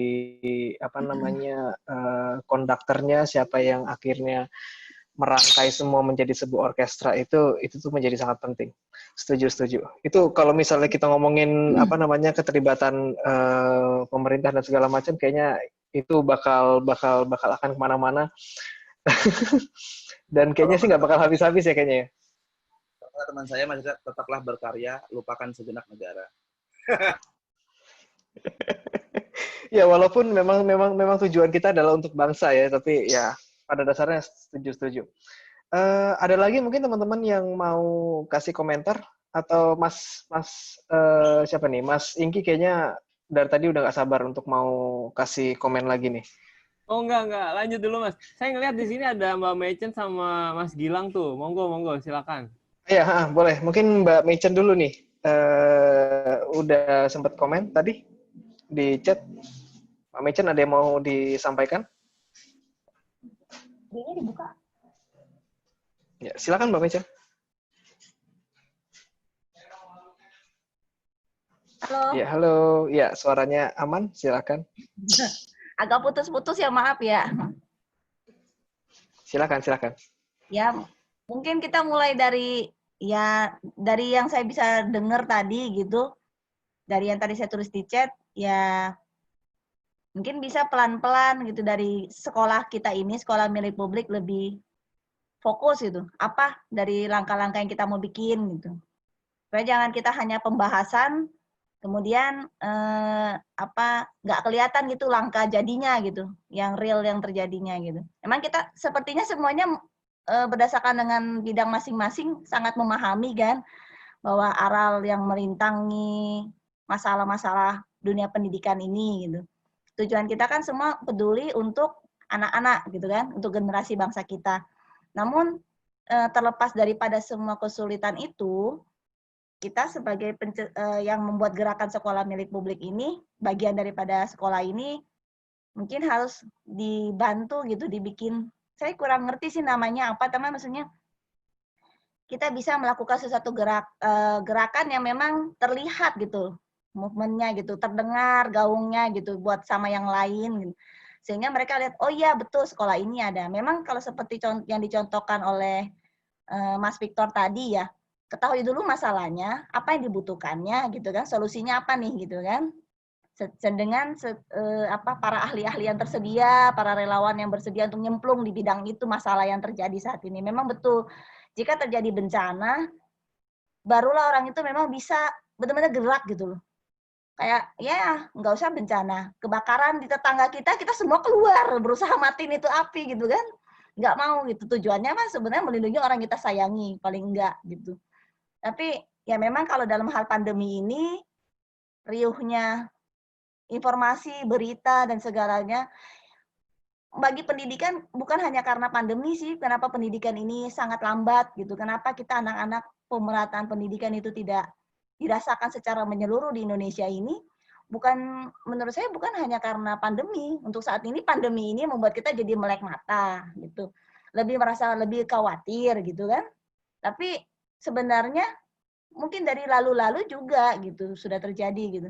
Nah, untuk ya itu sejarah mendorong kita yang sedang berjalan di masa yang sekarang itu untuk menuju ke masa depan yang lebih baik gitu kan. Kejadian saat ini memicu kita, menggelitik kita gitu untuk ayo dong, siapa nih yang mau gitu kan, kita ngapain gitu. Ya ayo gitu. Kalau memang gerakan ini bisa, ya role-nya mungkin ikutin yang dikasih tahu Mas Victor gitu loh. Sekolah ini harus ada yang bisa baca masalah apa, lalu kita mau bikin apa. Sembari kita saling menguatkan di masing-masing kondisi wilayah kan beda-beda ya di Indonesia ini. Pasti tantangannya banyak gitu, baik dalam hal teknisi, tenaga, daya, dana, upaya itu sangat butuh all out deh, gitu menurut saya gitu. Nah, jadi mungkin ada yang tim di dalam sekolah kita ini supaya kita melakukannya langsung gitu. Ya saya sih nggak tahu, misalnya contoh kayak ke Bang Luki kemarin, dia kan mengatakan sudah beberapa tahun tentang taman bacaan yang di sekolah di sana, Raja Ampat itu nggak ada yang masuk buku baru, gitu ya. Saya nggak tahu berapa biaya distribusi ke sana. Yang saya tahu saat saya dengar itu adalah saya punya buku, dan ternyata buku saya itu bagi anak-anak di sekitar lingkungan saya, mereka nggak minat gitu buat baca. Tapi buku itu masih dalam kondisi bagus. Sekiranya memang ada gerakan mau kasih buku, saya mau kasih buku. Tapi bagaimana distribusinya, itu saya nggak punya kemampuan, kapasitas berpikir sampai di situ. Nah, marilah kita join gitu. Siapa punya apa, bisa berikan apa, lalu kita bikin gerakan. Tiap bulan kita satu gerakan, alhamdulillah itu pasti saya yakin, sedikit demi sedikit jadi bukit. Namanya kita baru bertelur gitu kan, baru keluar nih gitu. Akan jadi seperti apa kita nggak tahu. Tapi bismillah kan, niat yang baik, insya Allah hasilnya baik gitu kan.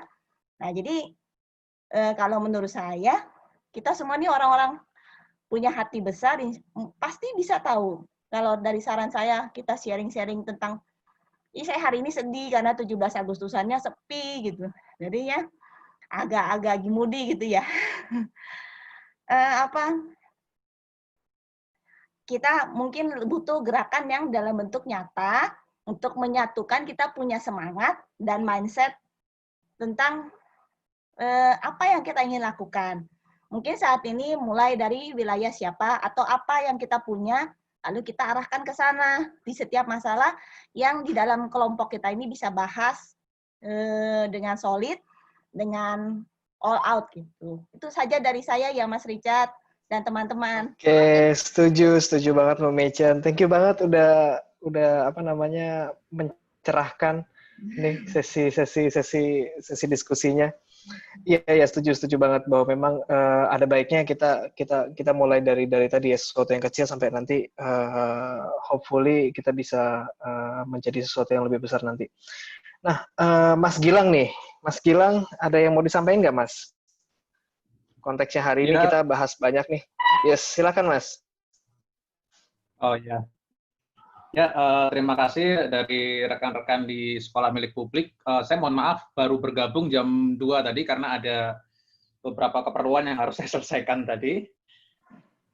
Sebetulnya ini gerakan yang menarik dan saya nggak tahu apakah tadi sudah sudah didiskusikan atau belum. Tapi saya tertarik dengan poster yang untuk kegiatan hari ini yang menyebut soal teorinya Benedict Anderson soal imagined community ya. Jadi sebetulnya kita kalau bicara Indonesia, kita bicara nasionalisme, sebetulnya kita ini saat ini masih hidup di dalam imajinasi Indonesia yang ada atau yang dibayangkan oleh para pendiri Republik kita. Tapi kita sebagai generasi yang sekarang juga harus kembali lagi menggali akar-akar keindonesiaan kita yang kedepannya imajinasi Indonesia seperti apa sih yang ingin kita bentuk gitu loh. Nah, sebetulnya kalau saya melihat sekolah milik publik ini adalah satu gerakan kembali ke akar, yaitu di mana publik kembali terlibat pada pendidikan. Pada silaturahmi yang sebelumnya, ada juga yang menyinggung soal trisentra pendidikan, jadi ada sekolah, ada keluarga, dan ada lingkungan. Lingkungan itu kan bisa dimaknai publik sebetulnya. Selama ini pendidikan kita itu sudah jauh meninggalkan akar dasarnya trisentra itu, yaitu terlalu fokus pada sekolahan. Keterlibatan keluarga dan publik seolah-olah ditinggalkan dan dilupakan. Ini bisa terlihat seperti pada masa pandemi ini yang dimana orang tua semua bingung cara mengajar anak-anaknya di rumah, dan guru-guru pun memperlakukan PJJ atau sekolah rumah itu dengan cara seperti sekolah di sekolah. Ini menyebabkan banyak kekacauan dan protes kemarin itu. Nah, saya rasa gerakan ini adalah salah satu cara untuk mengembalikan tadi, salah satunya lingkungan. Karena kita tahu kalau kita di masa perjuangan dulu kan banyak tokoh-tokoh pendiri Republik kita yang bergerak melalui pendidikan. Kita harus tahu juga Bung Hatta, Bung Syahrir, Ki Hajar Dewantara, semuanya bergerak lewat jalur pendidikan, termasuk akhirnya lahirlah Taman Siswa itu. Ini kan awalnya dari gerakan publik.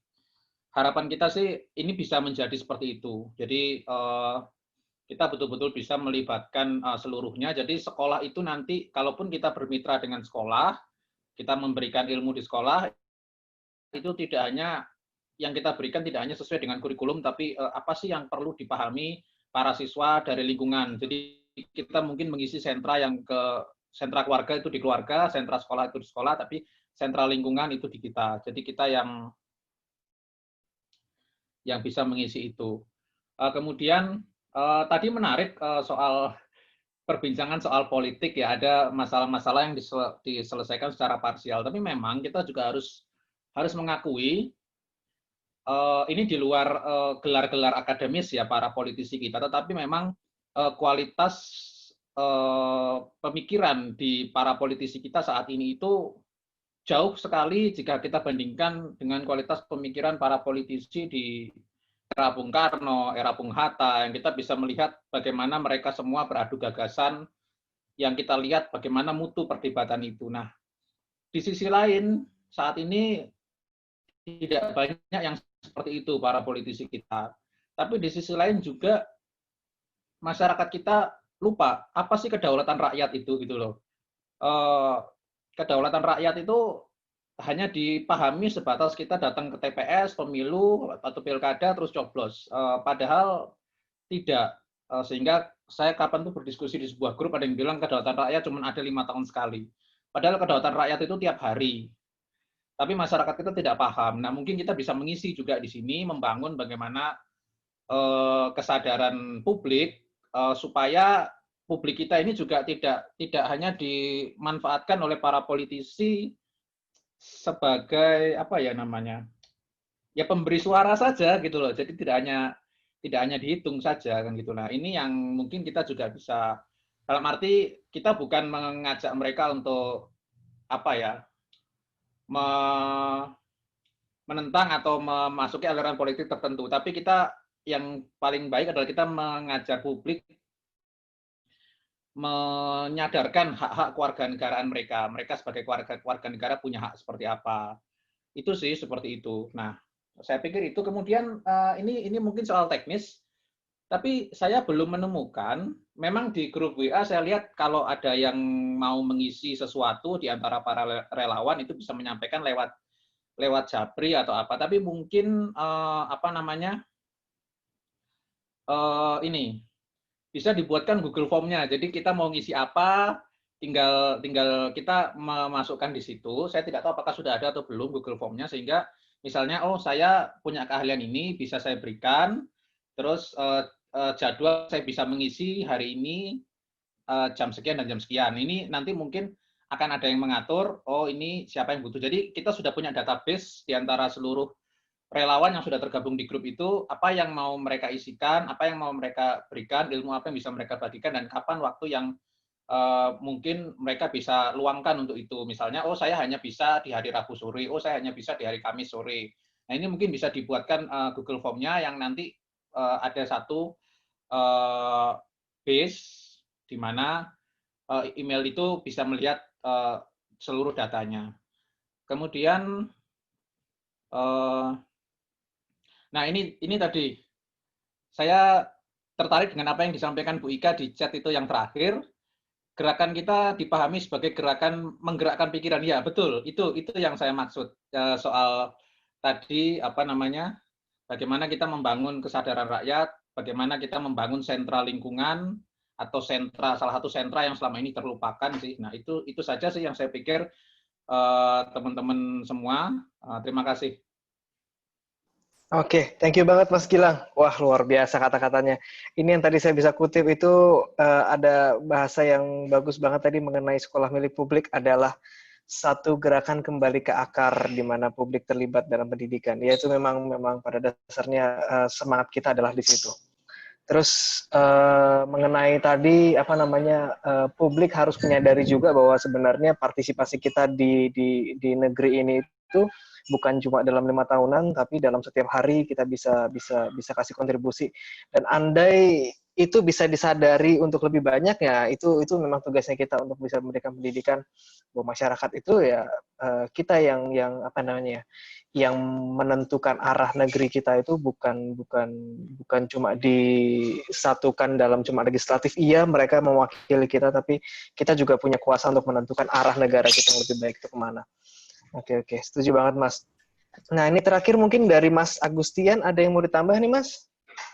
Mas Agustian dari tadi menyimak katanya, jadi silakan Mas.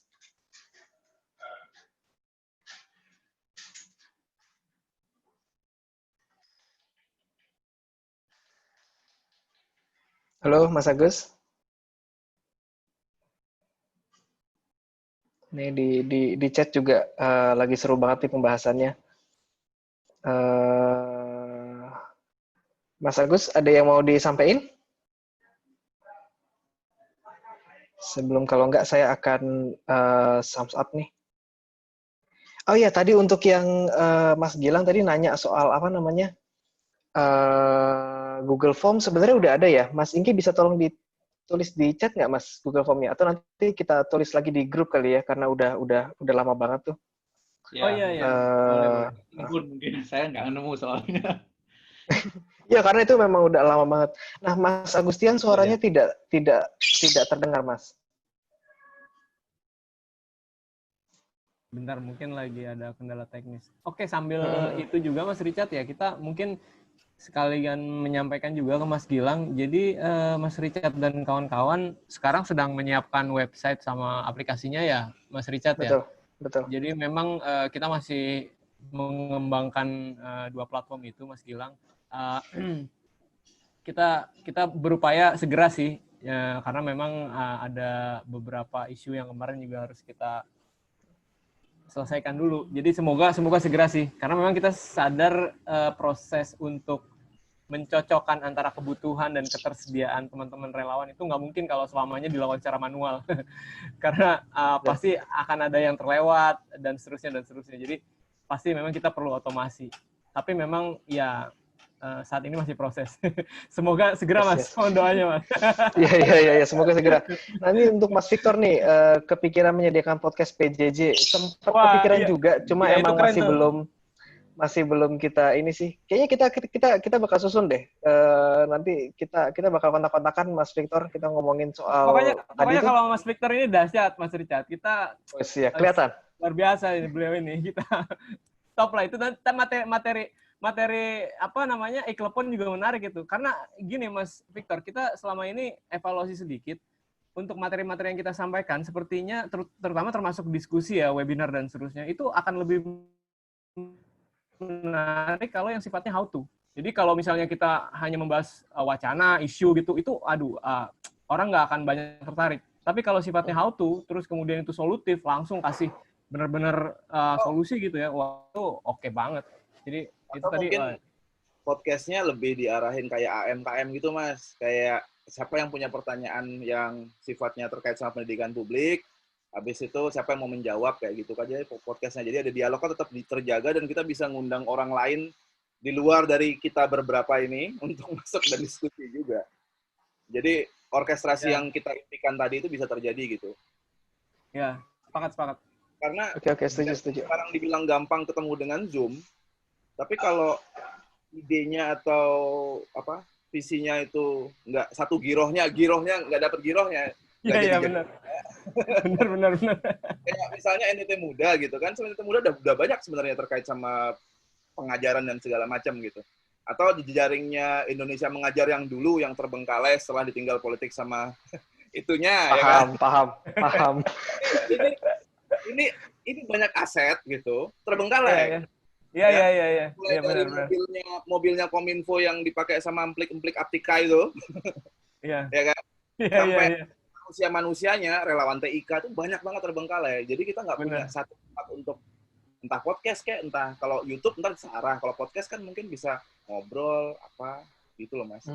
Iya. Betul. Iya, jadi kita menempatkan diri sebagai, jujurnya kalau sekarang kita lebih kayak apa ya, lebih kayak tukang jahit sebenarnya ya, karena lagi-lagi tadi solusinya itu udah banyak, tapi ya tadi nggak ada yang jadi merancang. Yes, setuju Mas. Oke. Iya. Sama isu-isu yang lebih parsial. Setuju. Nah, ini kayaknya Mas Agus udah gabung lagi nih pakai akun yang baru nih. Mas Agustian, silakan.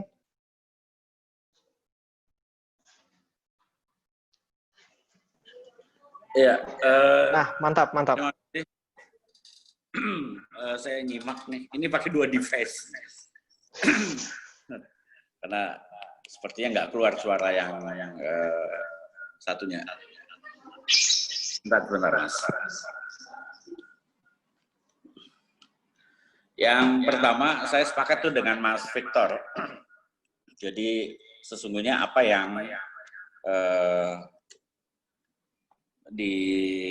dari masalah baru disiapkan apa yang dibutuhkan.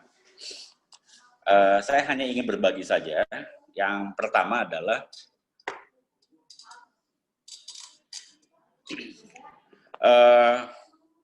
di beberapa daerah banyak sekali relawan pendidikan atau komunitas-komunitas pendidikan yang sudah cukup baik menurut saya, dan itu perlu sebuah daya dukung. Saya menangkap dari kemarin waktu kita saat on air, yang pertama adalah sekolah milik publik ini adalah belanga gitu. Jadi asam di gunung, garam di laut, bertemu di belanga. Jadi belanganya itu adalah sekolah milik publik. Asam adalah sekolah, tempat belajar, kemudian garam adalah para relawan atau para volunteer yang ingin mengajar. Dan belanga adalah yang mempertemukan potensi keduanya. Jadi kekasannya yang pertama adalah membuatkan sistem mempertemukan ini. Mungkin Mas Victor lebih tahu tentang kebutuhan-kebutuhan ini yang mempertemukan asam dan belanga.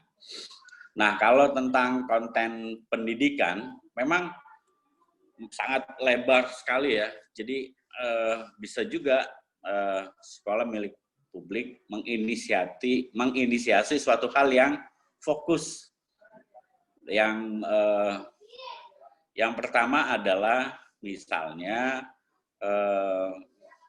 fokus kepada bagaimana memasukkan ICT ke sekolah-sekolah. Tentu harus dimulai workshop terlebih dahulu sih. Saya mohon maaf ya, ini tinggal 10%, jadi nanti saya akan nyimak dari Salam Radio. Nah, selebihnya lewat chat mungkin ya. Jadi fokus dulu, misalnya kalau sekolah milik publik, karena dari beberapa pembicaraan di sini, orangnya sangat berkompeten di bidang sisi komunikasi. Dan sekolah itu sangat membutuhkan itu. Misalnya, sekolah saya, kalau di searching sekolah alam anak soleh untuk duafa. Saya melakukan social engineering 30 tahun. Sekarang sudah jalan sekitar 2016, sekitar 14 tahun. Sekarang sudah memasuki usia yang ke-14 tahun. Jadi, dan desain-desain kurikulumnya itu sudah kami melihat sudah menjadi bunga gitu, sudah menjadi bunga. Bayangkan anak pemulung, anak-anak duafa itu sudah hampir setara dengan sekolah-sekolah mahal. Tapi kami punya kekurangan dari sisi kemampuan bagaimana menyerap sisi teknologi informasi, itu kami kurang. Jadi ini satu contoh saja. Nah, jadi yang pertama adalah sekolah milik publik menyiapkan sebuah tools yang tadi seperti disampaikan Mas Victor, bagaimana mempertemukan asam dan gunung ini. Jadi membuat toolsnya, belanganya itu sebagai hub-hub penghubung antara sekolah dan relawan. Kemudian berikutnya adalah saya ingin menyampaikan yang tadi ya, di guru-guru penggerak itu banyak, mulai dari Indonesia Mengajar, ada Indonesia Mengajar juga sebetulnya masih jalan ya, masih. Kemudian ada kelas inspirasi, ada akademi berbagi, kemudian ada JPA, Jaringan Pendidikan Alternatif. Jaringan Pendidikan Alternatif itu sering kali setiap 2 tahun sekali mengadakan pertemuan. Jadi beberapa model pendidikan alternatif, termasuk misalnya Sekolah Salam di Yogyakarta dan pegiat-pegiat homeschooling itu berkumpul di Jaringan Pendidikan Alternatif. Kemudian guru belajar juga yang digagas Mas Buki juga ada. Kemudian sekolah raya. Nah, di sekolah raya juga sebuah ide dan gagasan. Dia biasanya mengadakan pertemuan 2 tahun sekali. Jadi setelah di Malang tahun 2019, nanti rencananya 2021 sekolah raya itu Mas Ninggi pernah ikut dulu waktu tahun, saya lupa. 2021 itu akan ada pertemuan di Lombok. Jadi mengumpulkan seluruh relawan di tanah air. Tapi rata-rata dari hampir semua beberapa organisasi itu adalah kurang memiliki tools-nya yang mempertemukan. Saya ambil contoh sederhana misalnya. Ada relawan yang ingin berpartisipasi di pendidikan, tapi dia tidak memiliki penguasaan pedagogi. Dia tidak memiliki penguasaan untuk mentransfer knowledge-nya di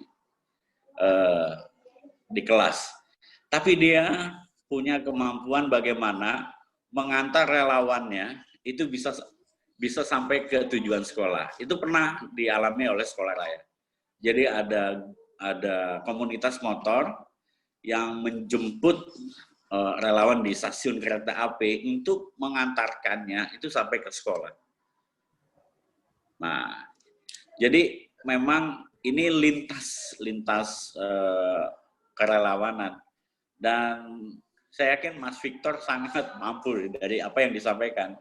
Saya sangat mengapresiasi sekali, sangat mampu membuat sistem, dan ini sistem yang menurut saya sangat dibutuhkan oleh rekan-rekan yang melakukan beberapa kegiatan pendidikan di desa-desa terpencil. Sementara itu saja, Mas Richard. Selanjutnya saya menyimak lewat Salam Radio. Terima kasih. Oke, mantap Mas Agustian. Terima kasih banyak semuanya. Nah, sesi diskusi kita hari ini, kalau menurut saya pribadi itu luar biasa. Kita udah bahas banyak banget, mulai dari kemerdekaan belajar itu sendiri, sampai ada beberapa alternatif solusi, sampai akhirnya kita ngobrolin soal kira-kira masalah apa sih yang pada dasarnya kita hadapi dan mana yang memang butuh perhatian dari kita dan khususnya pemerintah. Cuma yang saya senang adalah kita tidak semena-mena menyerahkan semuanya kepada pemerintah, tapi lebih kayak ayo kita kolaborasi, apa yang kita punya kita akan sampaikan. Di minggu depan kita ada kelas ya Mas Ingki ya. Untuk yang kita coba bisa sums up dulu. Jadi seperti biasa sekolah milik publik pasti akan ada kelas di setiap minggunya. Di hari Sabtu itu nanti akan ada kelas dasar pemrograman lagi, itu rencananya bersama dengan NTT Muda, tapi nanti juga akan dilepas ke publik. Yang bawain akan saya dan Giftra. Untuk yang kelas pendidikan kesehatan bisa tolong dijelasin Mas Ingki? Oh iya, jadi untuk yang kelas pendidikan kesehatan maksudnya ini kita lebih ke diskusi seperti ini Mas Richard. Jadi rencananya kalau tidak ada perubahan nanti narasumbernya rekan-rekan dokter yang selama hari-hari ini bertugas di Rumah Sakit Darurat Wisma Atlet. Oke. Itu berarti masih belum tahu kapan ininya ya? Kapan kira-kira waktunya ya? Kita lagi cari kalau nggak salah. Oke. Nah, Mas Victor silakan Mas Victor. Kalau boleh tahu yang tema kesehatannya itu apa ya? Secara spesifik? Kesehatan broad atau... Kalau ada perubahan nanti minggu depan mereka akan memberikan materi soal itu. Atornya sedang... Halo? Ya, Mas Ingki kayaknya bisa jelasin. Ini kayaknya koneksi lagi. Boleh usul Mas Ingki, kebetulan saya kan bikin, jadi sejak awal COVID saya bikin cekdiri.id nih, barengan sama teman kawal. Oke. Jadi kemarin ada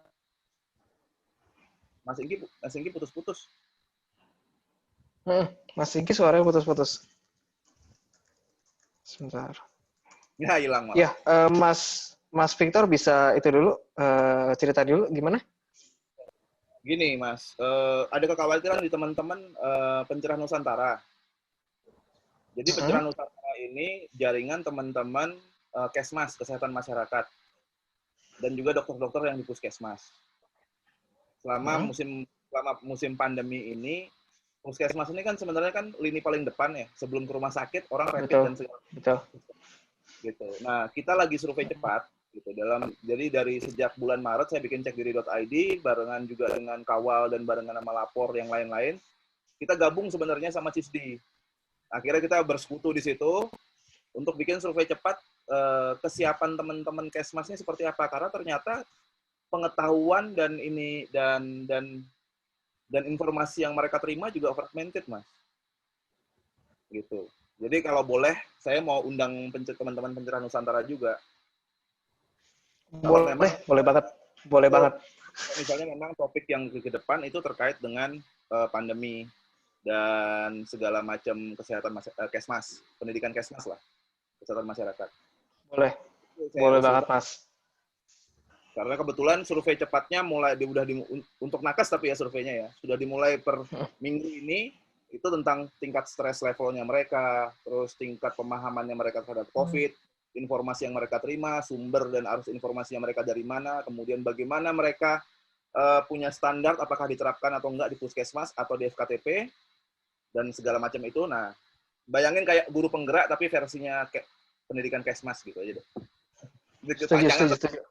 Setuju. Oke, kita akan ngomongin nanti Mas. Kita akan ngomongin terus, ayolah kita bikin seru. Jadi yang menarik juga dari gerakan kita adalah kita benderanya adalah tetap sekolah milik publik, jadi siapapun bisa ngomong dan inti dari gerakan kita adalah kolaborasi. Jadi kalau saya bisa sums up pertemuan kita hari ini, kita ngomongin soal gimana kolaborasi, kepedulian atau empati atau rasa kita menganggap bahwa ini tuh adalah masalah kita bersama, khususnya kalau kita fokusnya adalah di dalam dunia pendidikan, ini adalah masalah kita bersama dan kita tidak nyalain siapapun, tapi kita lebih berfokus pada apa yang kita punya, apa yang bisa kita karyakan. Terlepas dari tadi kita ngomongin soal Indonesia adalah bangsa yang kreatif dalam mencari solusi, dan gimana caranya kita membuat solusi itu menjadi sesuatu hal yang bisa dirasakan oleh teman-teman di Indonesia, mulai dari bagian barat, tengah, sampai timur di situ.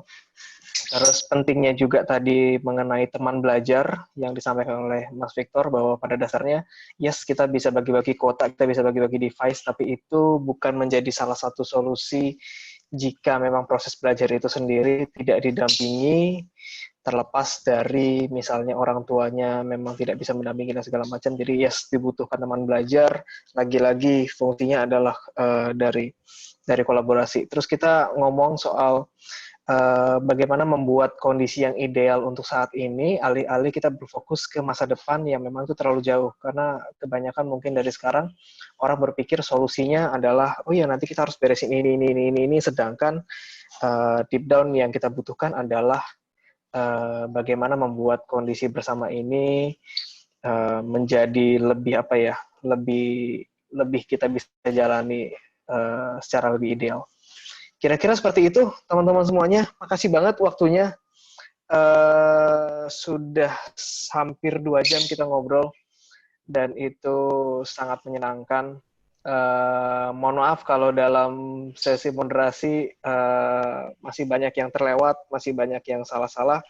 Cuma kita akan ketemu lagi nanti di sesi-sesi selanjutnya.